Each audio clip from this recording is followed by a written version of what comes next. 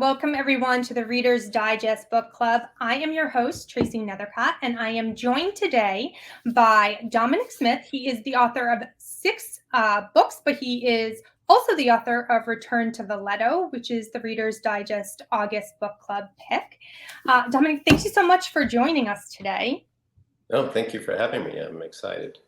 Yeah, so we have read this over the course of the month, but for anyone who hasn't had a chance to finish the book or read the book or wants to learn a little bit more about it, can you just start by giving us a little bit about the plot or what to expect? Sure. Yeah. And I'll try to do it without spoilers for Yes, those who haven't read the book. So Return to Falletto is the story of a nearly abandoned town in Umbria and the last 10 people who live there. It's also in some ways a story about one family's reckoning with the past, going back to World War II.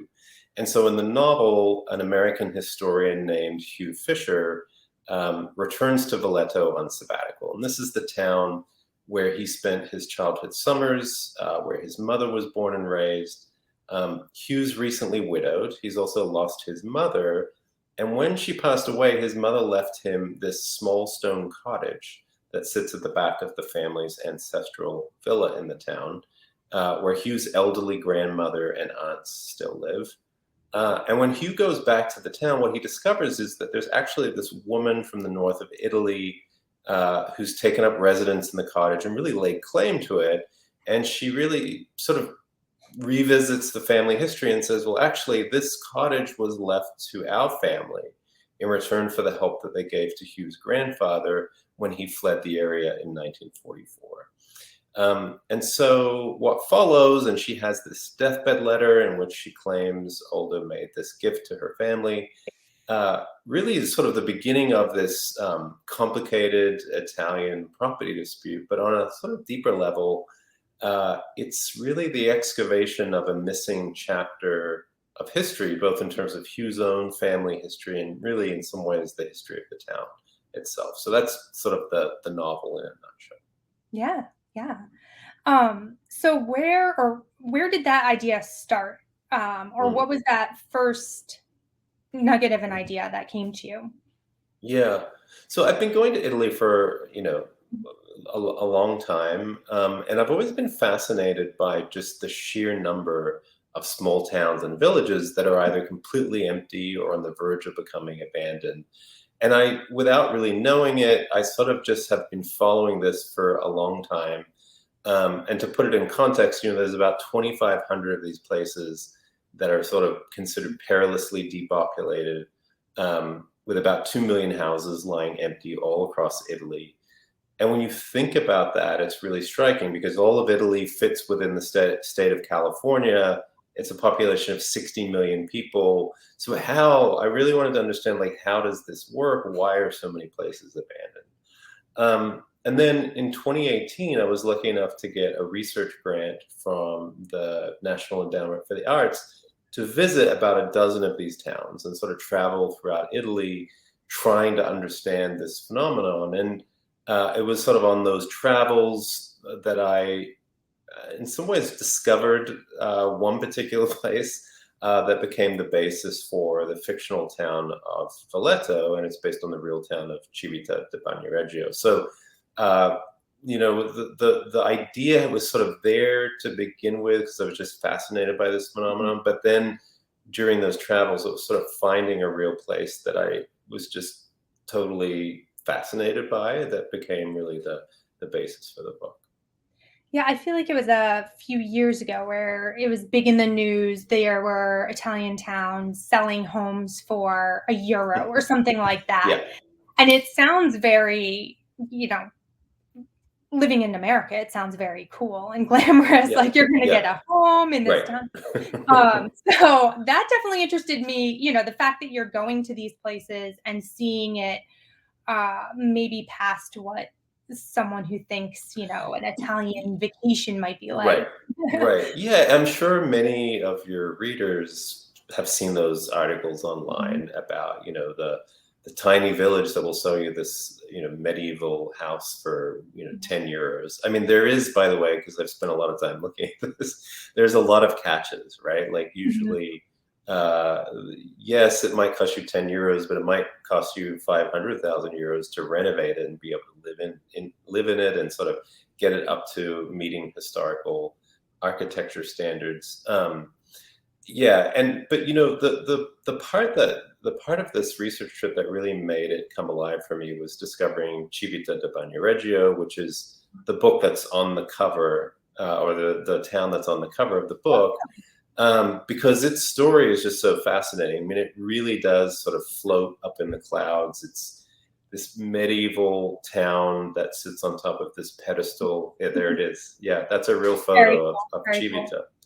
And the only way in and out of this town is on a footbridge. And when you get to the other side, like in the book, you pass through this Etruscan archway that opens out onto this piazza that's full of medieval stone houses, and there's a Gothic church. And then on all sides, really the valley drops away with these very kind of steep canyons and ravines.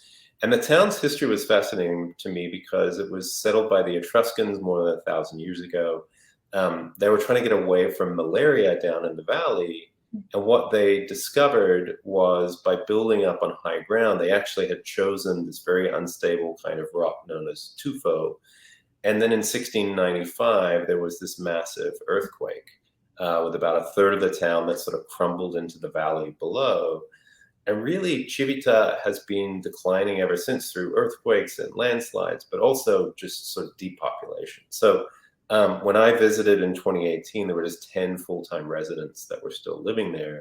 But I sort of had this aha moment where I realized, I went to Italy thinking the book I wanted to write was about abandoned Italy. Really I came to realize is it's not. It's about the people who stay. Who are these 10 people who choose to stay in a town that's literally crumbling beneath their feet? And that really sort of got me hooked on the place and writing the novel and the story. I want to come back to that because, the characters are sort of at the heart of this, even though it's, very atmospheric. But I did want to talk a little bit more about your research because I think it's interesting, and it's also, not what every author does is go and do this on the ground research. So when you went there, did you sort of have this idea or this vague idea, and that's where you thought, I'm going to center it on this family? And how much or what kind of research did you do while you were there once you were like, this is my Valetto? Right. I had a list. I mean, I prepped a sort of an itinerary, which in my household we jokingly called my desolation tour, because I was visiting all of these places that most tourists wouldn't go to while they're traveling around Italy. But I had a list of places, and I sort of started traveling from one to the other. In some areas, I had a little bit of Italian. I also hired a guide and a translator in some places to help me navigate some of the local dialect, and also just sort of build bridges. I mean, sometimes you go to these places that can feel pretty remote. And if you don't have someone local who sort of vouches for you, it can be hard to be able to talk to people and interview people. And my approach a little bit, I mean, my undergrad degree is in anthropology. And so my approach in some ways, I bring some of that idea of like field work, which is, some of the parts of being a writer that I enjoy the most are about being out in the real world, talking to people, hearing their stories. So there was sort of a mix of writing a lot of things down in my notebook. For example, when I got to Civita, I was immediately sort of blown away by the town's history and just its physical presence. But as I started to talk to people, I just gathered little sort of ideas along the way. Like somebody mentioned almost in passing that one of the houses in the town used to belong, they just referred to this man who used to live there as the fascist, like the local fascist. And I was just so fascinated by that. And as you know, that sort of became a core part of the novel's plot. And other places besides Civita, I was amazed at just some of these heroic comeback stories, like towns that have been abandoned for decades that then were bought, in one case by a property developer who turned this town in Abruzzo into this really interesting hotel that's called an albergo diffuso, which is essentially a dispersed hotel. So you go there and you stay in like a restored medieval house instead of a hotel room, which was really, I thought, a great way to reinvigorate sort of the local economy. And then there's like a town like Viganella up in the Alps, which every winter, because it's so dark and sits in this very sort of steep valley up in the Alps, people used to just leave in the wintertime. And there was this very enterprising mayor who installed this enormous mirror on one side of the valley to direct sunlight down into the town square. And it actually worked. It actually like stopped people leaving the town in the wintertime because they had this little patch of reflected daylight. So I loved finding those stories and to some extent including them in the book. Now, is this part of, because you have history in your other books? This isn't the only book. Is that sort of your process for everything, or was going all the way to Italy, was that something new? Do you do that regularly?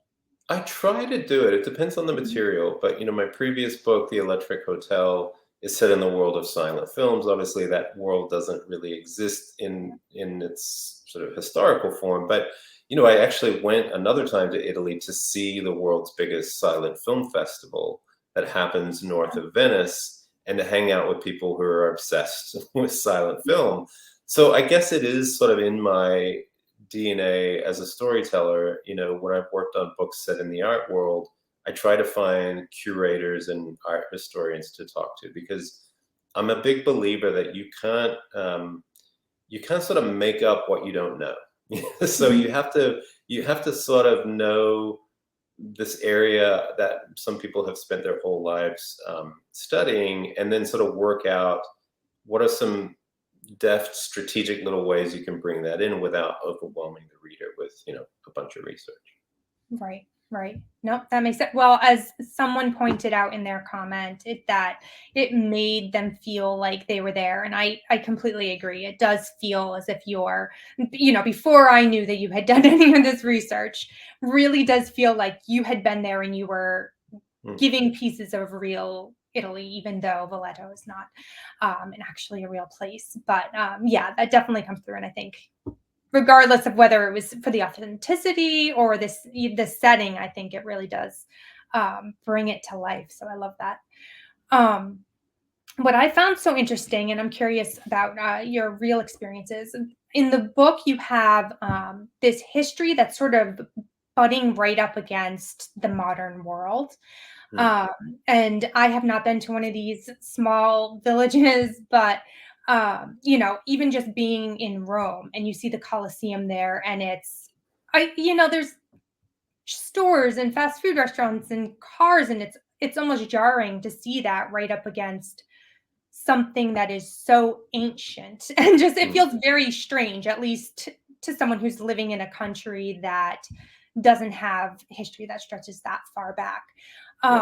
So we get a bit of that in the book, and I'm curious, when you were in these towns, did you notice that as well, where you've got these really ancient structures or places that the town is still it's still modern. It's there may be 10 people there, but they're living in the modern world. So was that something that you found?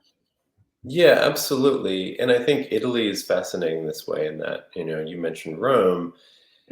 Italy doesn't ever throw any part of its history away, right? I mean, I think that's what's fascinating. And so if you're in a town like Rome, but many other cities, you can stand on a street corner and you can see three eras of history side by side. You can see, Roman, Etruscan, you can see something from the Mussolini era. And I think that's really interesting when you play it out in these small towns and villages. I mean, sometimes there's just the very basic thing of like, you see someone sitting on the 1,000-year-old steps of a church, Mhm. or what started out as a sort of temple, using an iPhone, Yeah. like sitting there and sort of taking, maybe FaceTiming with a grandson, or a nephew who's in another country. I think, because Italy is not enormous by the sort of standards we think of in the U.S. And because so many of these towns, when we think of ghost towns, we think of sort of the West. But Mhm. many of these places are within an hour, sometimes less, of a thriving, modern town or city. And so there is this juxtaposition. One of the phrases that's in the book is sort of the idea that of things being abandoned in plain sight in Mhm. Italy. And I think that is the part of this that really resonates with me, the idea that, these places can feel sometimes forgotten, but they're still only ever, maybe a short sort of distance from the modern world. And that modern world will also keep showing up on the doorstep of this town in some cases. For example, in the case of Civita de Bagnoregio, it's sort of gotten very popular because it is so beautiful. And when I was staying there, there were several tour guide, like buses of tourists that would park on the other side and walk across the bridge and walk through the town. And it's this very sort of unsettling experience, because I was staying in the town, and you sort of have people moving through the town as if it's a museum, sometimes Mhm. looking in windows. So I think, in a lot of these places, you have these collisions between the modern world and modern tourism and sort of this timeless, millennium old sort of place. And I think Yeah. that's endlessly fascinating. Yeah. Another sort of blending that I wanted to touch on is the fiction and the history, because the book is obviously a novel, but there's a lot of very real history that this touches on. So, when you are crafting a story, how do you determine that balance of, how much history you're putting in, or how much, very real events and historical figures or facts Mhm. are in the book, but it's still a fictional novel and it's not weighed Yeah. down by, you're not writing a Yeah. textbook here. So how do you Right. determine that Right. balance? Yeah, I mean, I think the balance is, I almost think of the history element of my books as the scaffolding, right? Mhm. So, I often write in historical periods, and I want to get the details of the period right. Obviously, there's speculative fiction that works in historical settings. Mhm. I'm less interested in that. I want to sort of capture the nouns of a period, like what do people eat? What do they wear? Mhm. How did they get around? I want to be truthful to the way life was lived in a particular moment. And so part of that is tapping into larger historical forces. Obviously, in the case of this book here, we sort of follow this family story back to 1944, when Hugh's grandfather sort of flees the area as part of the resistance movement, which was known as the Partisans. Um, and in my research, I discovered things that I didn't know. For example, there were lots of children who were sent from the north of Italy to the south of Italy during the bombing of Milan and Turin. And many of them stayed in little villas and farmsteads all throughout Umbria and Tuscany. Uh, and so that sort of became a part of the book.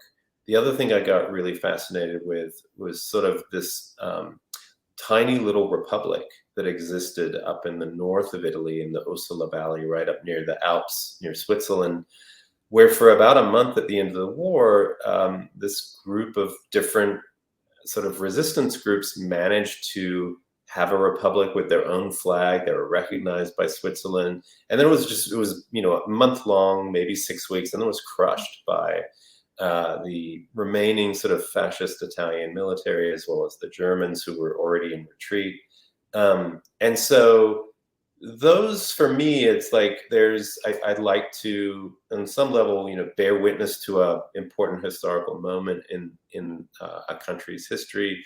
But then it's really about, well, how do I make this my own? How do I make it work for the book and work for the plot? Mhm. And so, um, without getting into sort of spoiler territory, needless to say that the plot sort of winds around these different elements so that it feels somewhat inevitable, hopefully, that this family's personal history, Hugh Fisher's personal history, and the larger history of the town and of Italy sort of come together in some way that feels dramatically satisfying. Yeah. Well, I found it fascinating that the children were sent to a different part of Italy, because I know I've read that before about something similar happening in England during the same Mm-hmm. time period.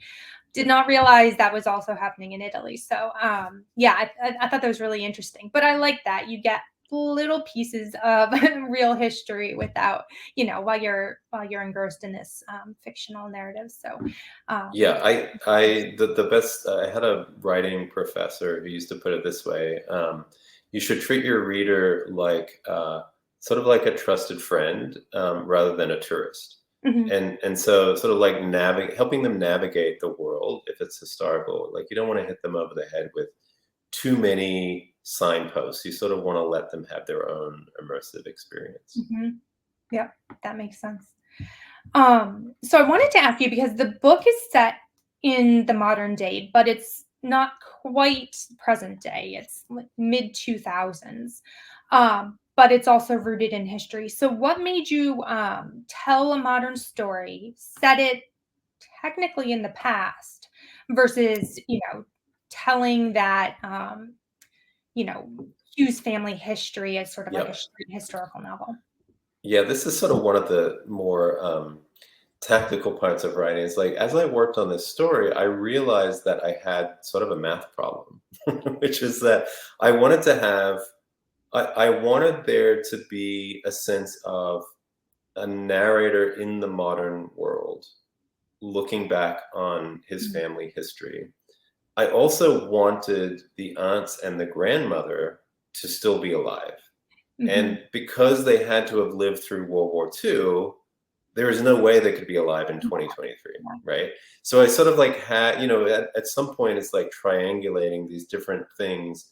You decide that this element is non-negotiable, it's got to be in the book. And then once you lock that in, it sort of has a cascade effect. So that was honestly the real reason I wanted to have, the grandmother Ida is turning 100 in the book, and there's sort of a lot of build up to that. Italy, by the way, has, I think, behind Japan, has more centenarians than anywhere else on the world. There's lots of people who are 100 by relative standards.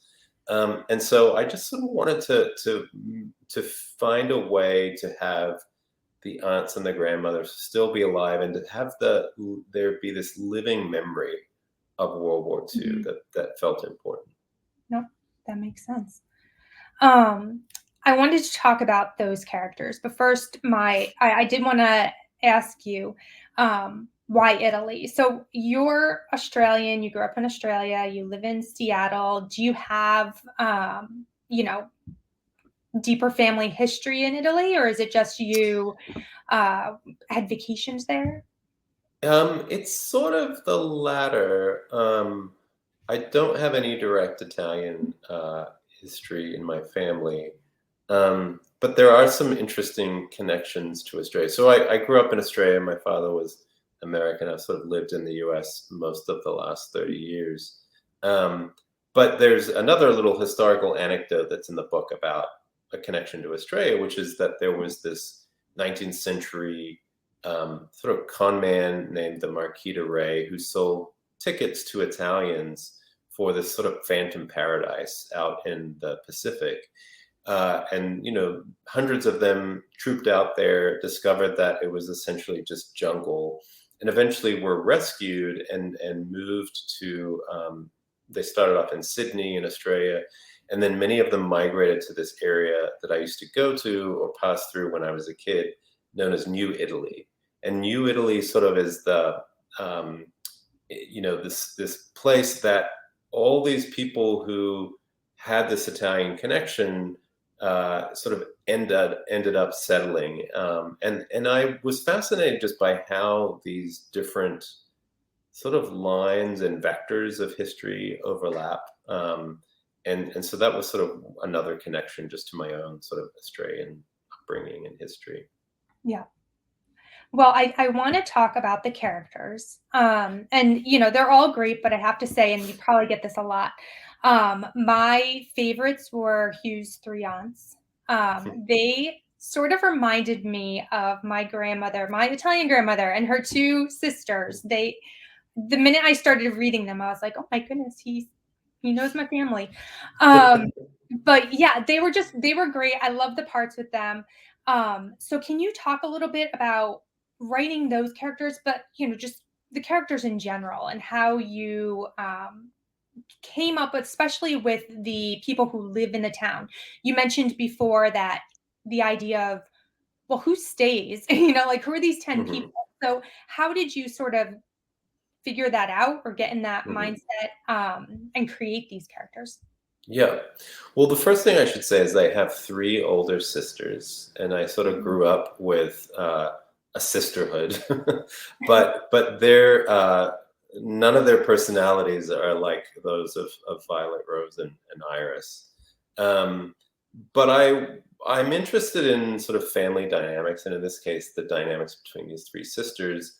Um, I really felt like I wanted each sister to have her own distinct identity. I also wanted them to feel in some ways, like to your question of who stays, um, they had to each have their own compelling reason to stay in this town. And in some ways, the Serafino family, so there's the three sisters, there's the grandmother, um, they are sort of this holdout. They've refused to, sell the villa and move to a nearby town that's perfectly intact. There's no sort of seismic activity that's happening further away. And it turns out that I think in some ways they're very rooted in their own sense of being from this place. And one of the things that I discovered in traveling in Italy, both in Civita and other places, when you would talk to people who've stayed there their entire lives, it becomes really important to them that they also live their last days in the Mhm. town. That, yes, they know they could move and it would be an easier life, but some of them are just very committed to this idea of sort of passing the baton or being the last link in their family that might have lived in this place for 5, 6 generations. And I wanted to reflect that. So sort of I think the Serafino sisters, they each have their own personal reason. They're all widows. They've sort of ended up in this partitioned villa. Um, they have their unique reasons for being there, but I think collectively this is a family that doesn't quite know how to really live in the present. Mhm. And so those two things come together, and I think sort of creates some of their dynamics. And then of course there's the big family, the missing layer of the family history, which is what Hugh pulls on. And in some ways, the sisters' personalities, their life histories, have been also shaped by what happened to each of them at the end of the war, whether they were, for example, of marriageable age and were sort of sent off to find a more secure economic unit, or if they shunned that and sort of shaped a life that was almost in opposition to that. So I think that's sort of how it all comes together. Mhm. How did you, and maybe being there in real Italy did this, but how did you give them that sense of authenticity? Because they did live through this certain time period and are living, you know, in relative modern time. But then also, making them feel authentically Italian or to that Yeah, specific yeah. place. I mean, one of the things I wrote into, because I think this question of authenticity is always top of mind for a Mhm. novelist. I made the choice to make their family be Anglo-Italian, and that felt important because in many ways they're a family that lives between two worlds. The world of sort of like traditional Italy, this is an inherited villa. It's been passed down through the patriarch of the family. But in another way, they come from this very sort of matriarchal lineage through the Australian grandmother's side of the family. Um, and by making the family Anglo-Italian, I wanted to explore sort of something I'm interested in my own background. It's like the places where cultures collide, bleed together, the sort of spaces where someone in some ways is Italian, in some ways is not, archetypically Italian. So culture is something we move in and out of. It doesn't totally define us, obviously. And so I really wanted to explore that and explore that sort of part of their identity. And then in terms of each character, it's really a matter of trying to find their psychology and what, my favorite line ever about characterization is the Flannery O'Connor idea of like the mystery of personality, right? It's the mystery of personality that makes for great characters on the page. And what it means is that, most of us know people who are consistent 80% of the time, 90% of the time. You can predict what they would do in this particular setting or moment faced with a decision, but it's the other 10% that in some ways is the more interesting. It's like, well, what do they do under these circumstances where they might throw all that away or make a bigger, bolder choice? So I think that's the tension that I'm always interested in. Like, how do they move through the world? You should be able, when characters are really alive on the page, you should feel like you know them within a paragraph of them being introduced. Like you get a sense of who they are. And that's what, I'm always striving for.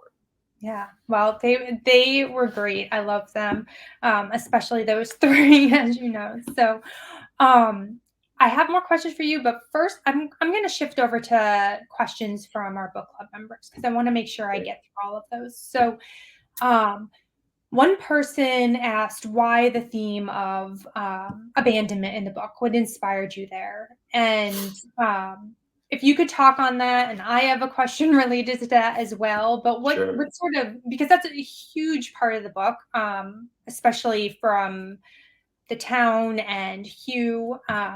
So what sort of gave you that idea to like bring it all together thematically? Yeah, so, it's a great question.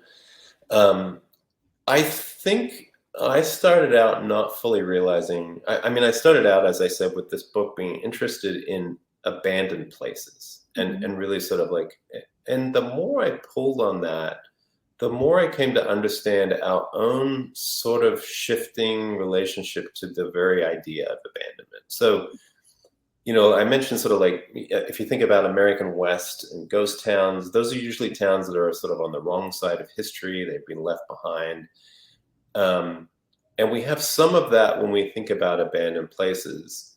But abandonment originally, I think in the word itself, when it came into the English language sometime in the 14th century, it really just meant to offer oneself up to a higher force or a higher power. And over time, the idea of abandonment has really come to, mostly when we say it, it can have lots of different meanings, but mostly when we say it, we mean to forsake something or to forsake someone. And I've found this really interesting, is like, why has our sort of cultural gaze just shifted so that we really only focus on this other side of abandonment? And then the more I thought about that, the more I sort of questioned, well, who's the right person to tell this story?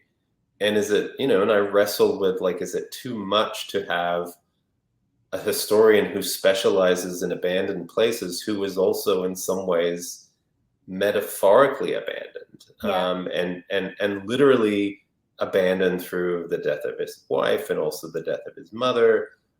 And I sort of decided at some point I was going to at least try to just own that device and not hide from it. And so I really put a lot of effort into giving Hugh his own specific reason to want to study these places, in some ways as a reflection of how he has experienced the world and how he comes to experience the world as a widower. And so that's sort of, at that level, abandonment became the overarching theme, both on the story of, Hugh's emotional life as well as the landscape of the novel itself. So they sort of wove together. Yeah, I like that. I like that he's sort of dealing with that a bit. And his daughter who's in college, which is not quite the level of abandonment and definitely Right. not the thing that he's Yeah. struggling with throughout, but still it is a different type of being abandoned because he's on his own now completely. Yeah. No one relying on him. So I thought that was so nice that, he's grappling with his grief and he's going to this abandoned place and he's dealing, it all came together really nicely. Thank you. So I love that element. Okay, so another reader says, thank you so much for the beautiful read. Are there plans for a sequel to Return to Falletto? I'd like to know the future for Hugh and Eliza, or is it Alyssa? I Alyssa. wasn't Alyssa. Okay. Yeah.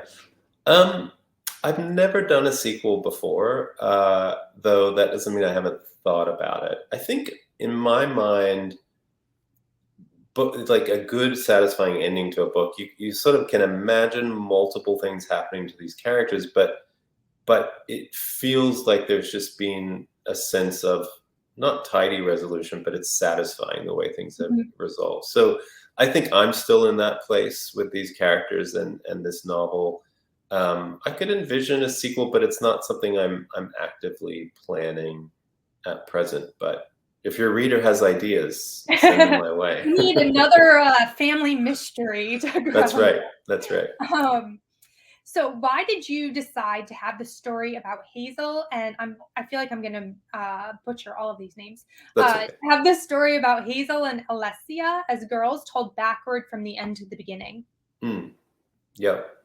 Um, I'm really interested in the way trauma shows up in narrative, and not just in the way we tell stories about trauma on the page, but the way people tell stories about trauma to themselves.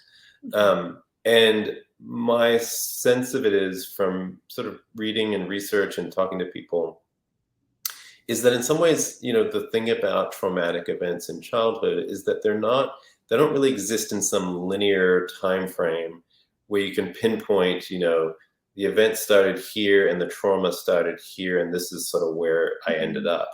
It all just sort of bleeds together into this very associative, non-linear space, uh, which is why even sometimes when you read like interviews, transcripts of people who've had very traumatic events, including plane crashes, they'll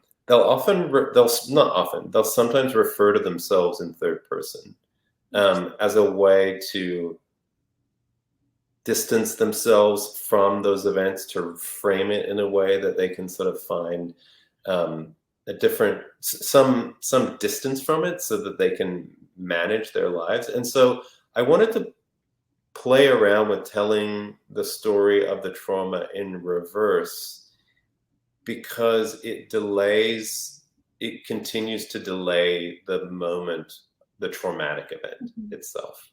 If you tell it in chronological, if you sort of told it the way it had happened, then it sort of brings the most painful part to the front. So there's almost like a dramatic reason to tell it that way, and also I think something related to trauma itself that was interesting to me. Right, right. Because if you're reading the book, it almost waters it down to start with that, Yeah, and right. early It's on like in the where you have nowhere to go. exactly, exactly. Yeah, It did add like a bit of a mystery, or even just yeah, practically speaking, trying to figure out what happened. So, yeah, yeah. yeah, that makes sense. Um, did you think of yourself as the character of Hugh? Where were there similarities between his character and yourself? Which is probably something you hear, are you your main character? Yeah. Um, I mean, it's funny because I have two daughters, both now in their 20s, and I think when they read the book, they had similar questions and sort of like pointed out like maybe some similarities that I didn't realize. I mean, I guess the similarities are I've worked at different times as an academic, sort of, immersed in the world of, through historical fiction. I spend a lot of time thinking about and reading about history. Maybe I have some of Hugh's sort of, I don't know, sort of like, I think his sense of humor, and sometimes he can be sort of self-effacing as a way to break the tension in the room. I also sort of grew up in my family somewhat as the diplomat, surrounded by people who are like larger than life characters. And I think those things are probably what I share with Hugh, and probably why I can relate to him. Mm-hmm. Okay, so this question, I'm can be very interested to hear your answer. This is kind of a long question, and I have been researching the Greek letter phi, as it appears to be the symbol used in the book section within the chapters. And here we're talking about, and I don't know if I could find it here, this little symbol, which is, between each scene. Yeah. Seems to be a representation in a way of a theme in the book. Can you speak to that? And I may be way off, but is that also the tattoo that Alessa Tomasi has? Yeah. This is a very attentive reader, so I Yes. love this question. The reader is right. So it is the tattoo on Elisa's wrist, and it is the Greek letter. It's also the symbol for the golden ratio. And the golden ratio is this sort of mathematical ratio that's existed since the ancient Greeks. The exact math is sort of complicated, but basically it's sort of about ratio and proportion. And a lot of the buildings in ancient Greece held up to the golden ratio if you sort of, compared their different parts to one another. And it's this idea of like harmony. And also, interestingly, as a number, the golden ratio is infinite. So it just repeats forever. So, in some ways, like, I don't think as a writer, I try not to spend a lot of time thinking about symbols, because I think symbols can quickly become a little bit they can become gimmicky if you overinvest in them, and sort of like, so it was something that was in an early draft, but the more I thought about it, and the reason why I actually suggested to my publisher to use them as a divider, because I liked the way it looked, but it also seemed to represent something in the book that is about looking for balance and harmony, but also this idea connected to Hugh's own fascination with history of things repeating and sort of repeating forever. And so that's sort of the best I can do to explain it. I think it's not a throwaway, but it's sort of a little motif or a little echo of a deeper theme. Well, I am very impressed that she picked up on that and knew that that's what that symbol was between scenes. Yeah. Definitely very attentive. So food, we know that food plays a big role in Italian culture, but also in the book. And I every single time I say this name, I feel like I'm saying it the wrong way. But Alyssa is a chef, and that food comes into play in other ways, like the family's history. So did you have to subject yourself to any research in the food culture there? Or I guess, how did you tie that into the book? Yeah. So it's tied into the book because there's this inherited cookbook in the family that people of different generations, especially the women, have sort of handed down these recipes and even made handwritten annotations. And this book has traveled down through the generations, and it was on board this, ill-fated voyage that took the, Hazel's family from Italy to Sydney, and then she sort of migrates back, Ida, not Hazel. And so food is important. I mean, there's this idea in the book of like Italians who've been emigrating away from Italy for centuries. They take their homeland in their pots and pans and in their recipes. And so that was important to me, a way of sort of like reclaiming and holding on to your history through the food that you eat and the stories that you tell about what you eat. And then more specifically, Ida, the grandmother, had a restaurant, and that was her way of recovering from the hard economic times at the end of the war. And she became this chef in which she served many of these dishes that have been in her family for generations. And then you have Elisa, who is also a chef, but sort of coming from the modern context. And then, so I wanted to explore that. And then there's also, Italians, like if you go to, like a big Italian wedding, or you go to a big celebration, there's so much food, and it's such good food. I wanted to capture that, like part of the whole climax of the novel really is about this very big, 100th birthday party, where all these worlds collide, and the food felt important because not only is this a household full of people who care deeply about food, but almost like what you serve, how food actually defines your culture and sort of the way you move through the world. And so, what sort of pasta do you serve? And then like, how will you be judged against the local standard for the way you make the food? And all those things become important, and sort of like how people define themselves and have like social connections and sometimes social status. So I think that was also part of my wanting to just really make food feel like an essential part of this family. Yeah. Yeah. Well, I will say, I would not mind joining you on that research trip. I'll tell you that much. Yeah. I mean, that's the other thing. It's just like research.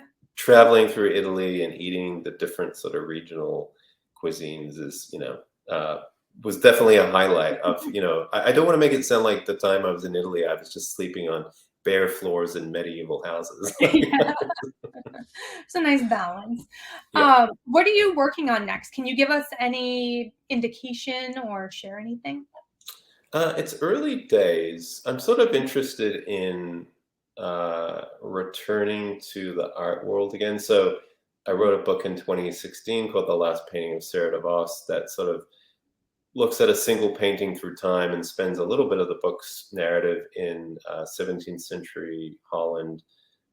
I'm not sure yet, but there's some other area that I'm interested in related to the Dutch Golden Age. So I'm sort of playing around with that, but it's really early days, and it sort of takes me a long time to know what a book is. I sort of just pull on the thread of something that interests me and try to work out if there's a story there that I really want to tell. So that's sort of where I'm at, but that's the general territory that I'm in.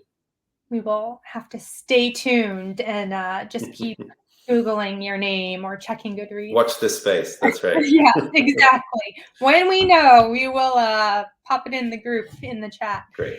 Well, I thank you so much for answering all of these questions. I know that people are probably curious or want to keep up with you. Is there a place, aside from relying on me to fill in, is there a place if they want to check out more of your books or follow along on social media? What are some places?